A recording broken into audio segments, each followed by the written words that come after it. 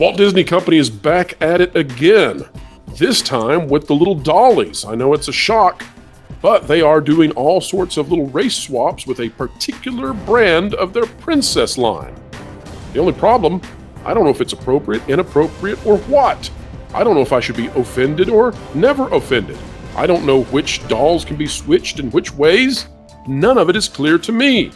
Perhaps it is to others, though. It's time to have a deep dive conversation about all of these sort of racial issues and the Walt Disney Company that continues to push into them.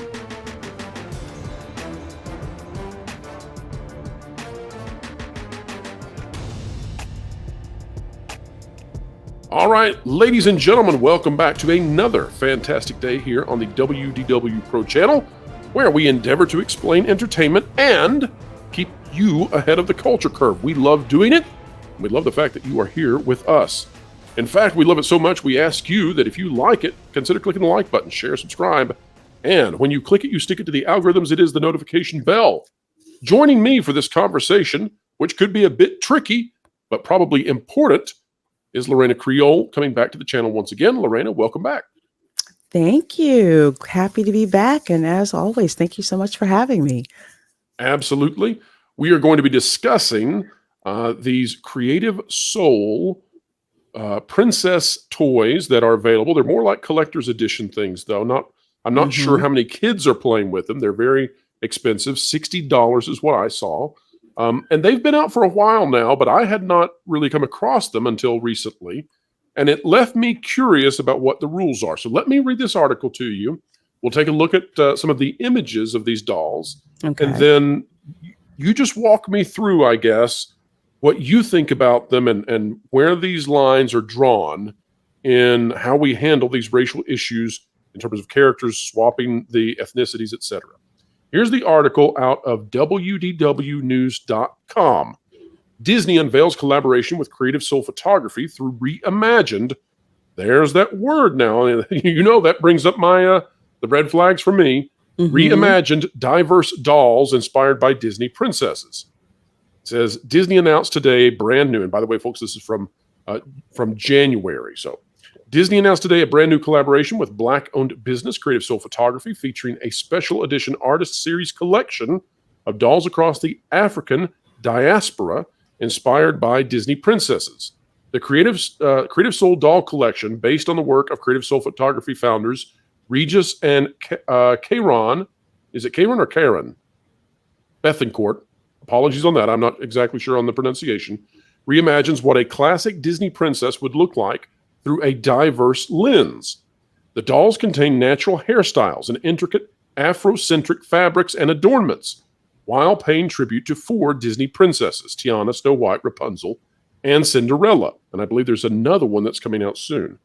The dolls will be featured at Walt Disney World Resort's Epcot International Festival of the Arts, presented by AT&T, where the Creative Soul Photography founders, Regis and Karen will be present for book and doll signings February 3rd through the 5th.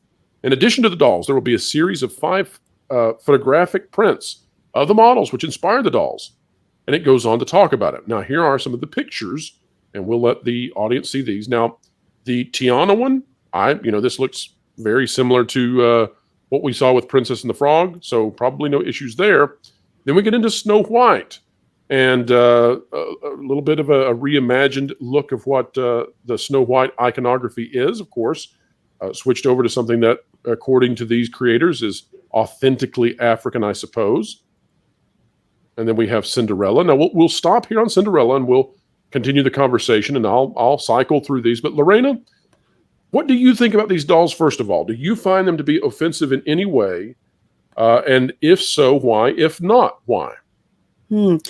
Well, I'll preface this by saying that I actually got to see the owners of this company, Diverse Soul, at the Epcot Festival of the Arts. They had a booth there.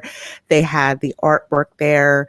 They had the dolls there. Now, for me, I see these dolls because I'm a doll collector.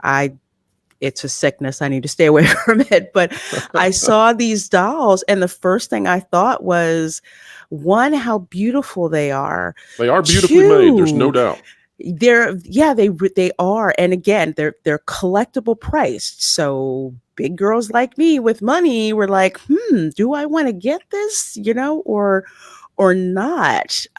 Because they're so beautiful. They're very beautifully styled. The outfits are very beautiful, the textures and everything.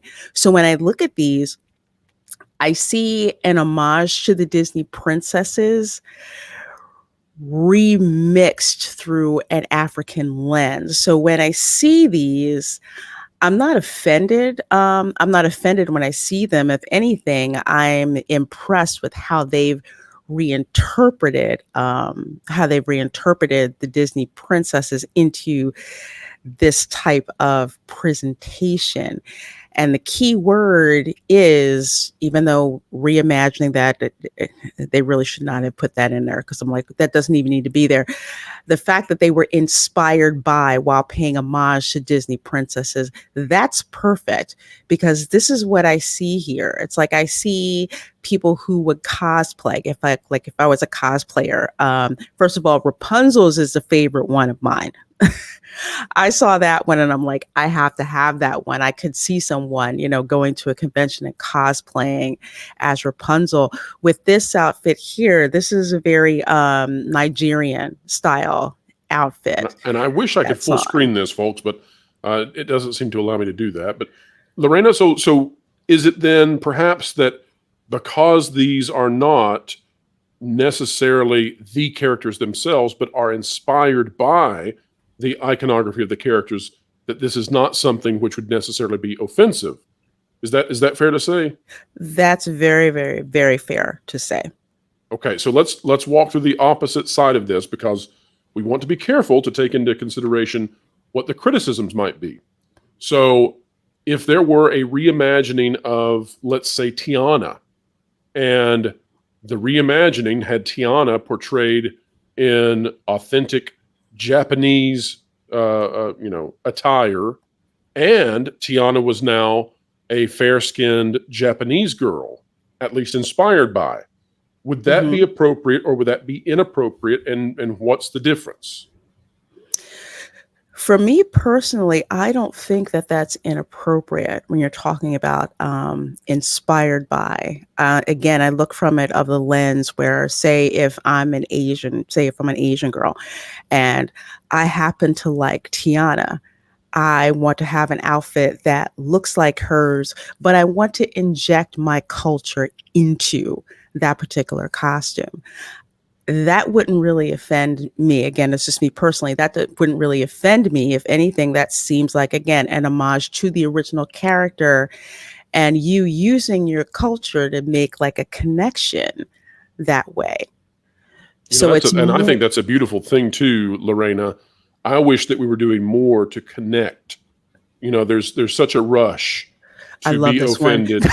Oh, it is amazing. But there's such a rush. There's such a rush to be offended. I was listening, I believe, to a podcast at one point. Now, this was years ago.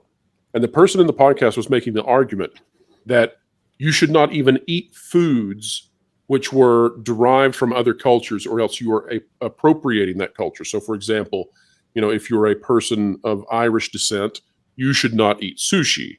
Or if you're a person of South African descent, you should not be eating, let's say, I don't know, you should not be eating lasagna. But I find that to be, fragmenting to society, and it reduces the empathy, because it seems to me that it's important to share the beautiful things, the beautiful tapestry of our lives with others. And in doing so, we enrich each other. And so, if I have something in my life, in my home, that we do as a tradition that's beautiful, and I meet someone who doesn't have that, then I think that's a wonderful thing to share with them, and likewise the opposite way. And, I don't know how we've arrived at this point now where we are so ready to jump to offense at people who, we have decided are different than us, quote unquote, different than us. But Lorena, walk me through, why do you think that people in particular with the Disney company are so, what should we say here? With the Disney company, people now are on heightened alert.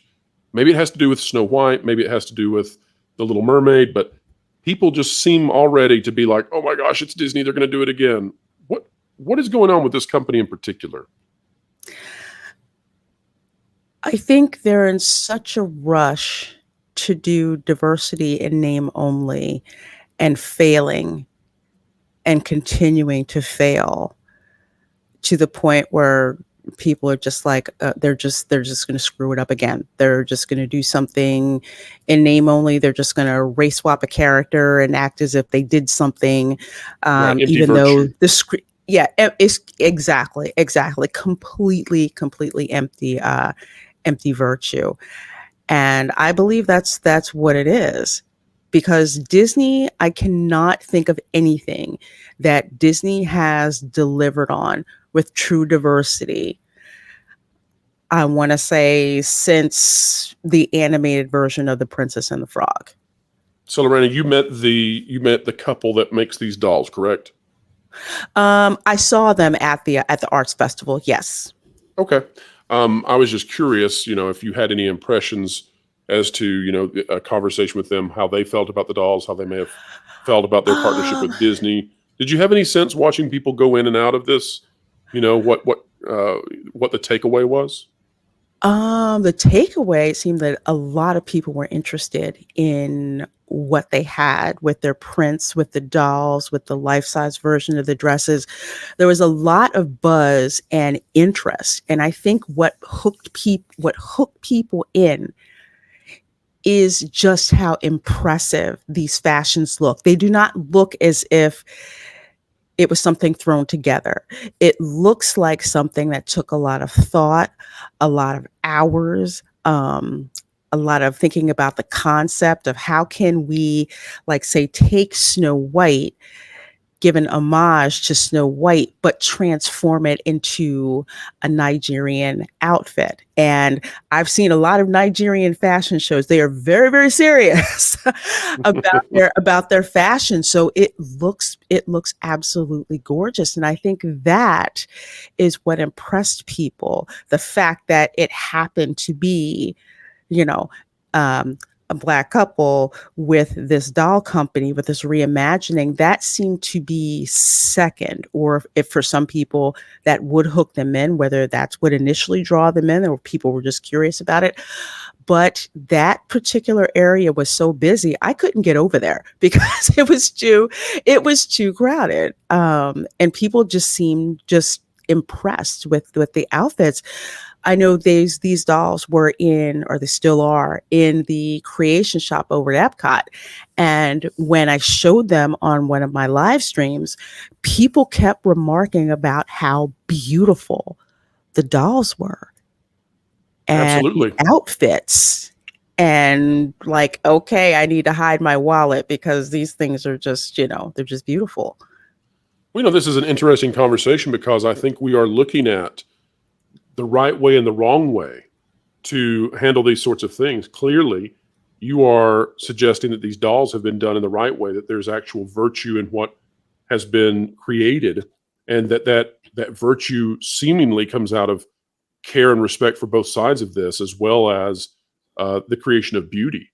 And the opposite side of that is what we've seen out of the Disney box office, where there is little care put into the authenticity of what's on the screen, and there is a lack of beauty. And then when criticism comes to Disney about that, they then use this empty virtue that they have established as sort of an ethnic shield against criticism, which then furthermore divides fans and makes people hesitant to go and support Disney any farther.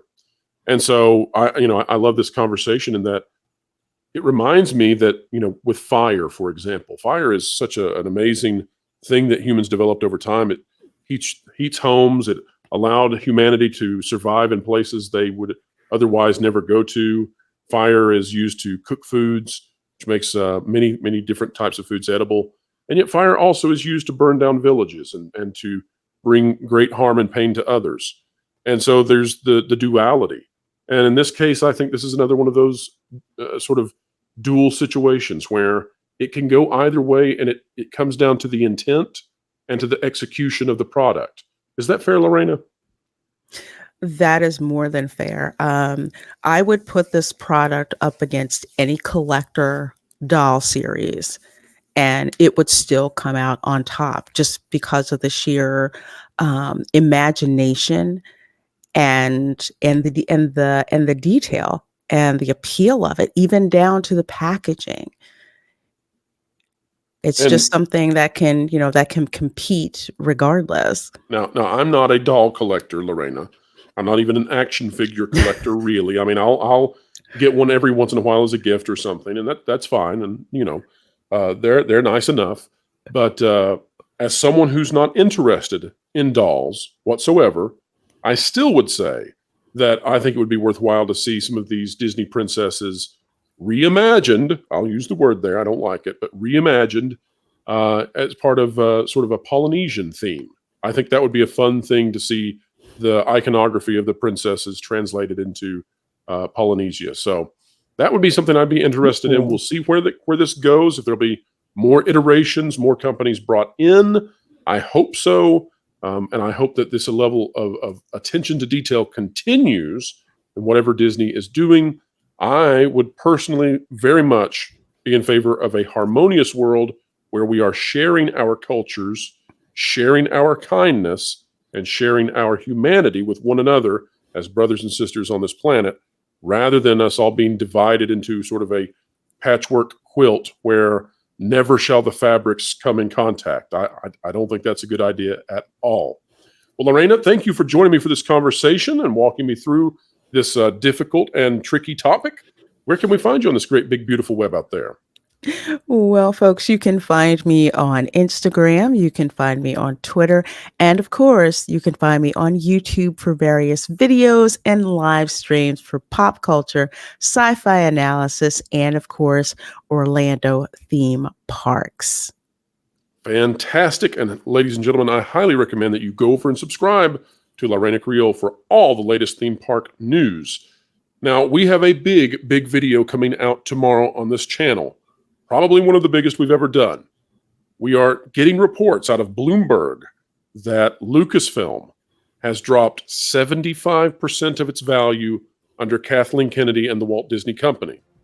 We will investigate that. We will discuss it. We will analyze it.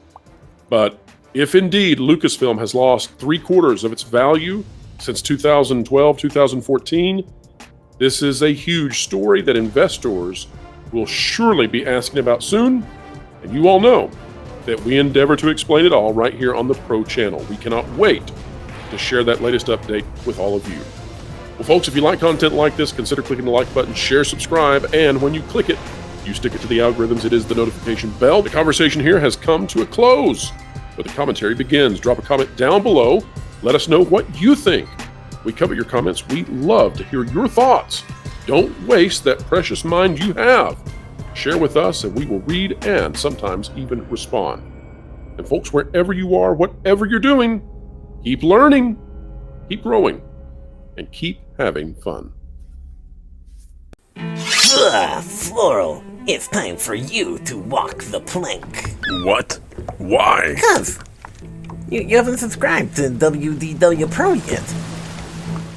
Nor bookmark thatparkplace.com on your web browser to get great articles from great contributors. What?